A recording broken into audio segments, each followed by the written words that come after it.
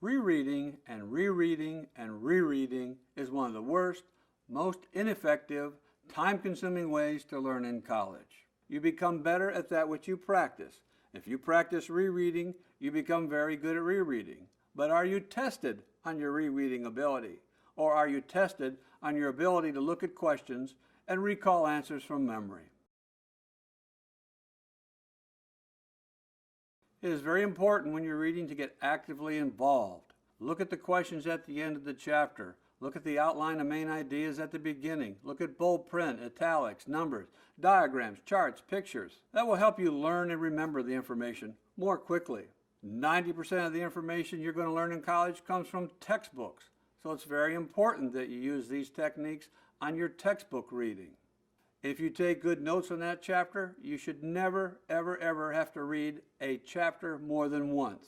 The purpose of a textbook is to give you the information that needs to be learned. It's what you do with the information that results in learning. Overall, textbook material needs to be read much more slowly. Speed reading does not work for learning from textbooks. Answer the questions at the end of a chapter. This is important because many instructors take questions from the end of the chapter and put them on a real test. To learn the material for better memory, recite your notes over and over and use self-testing here to find out if you've learned the material or not before you take a real test. For complex information, use a mind or a concept map where you physically draw a diagram of how main ideas relate to details and how details relate to other details. This increases your understanding, your learning, and your remembering.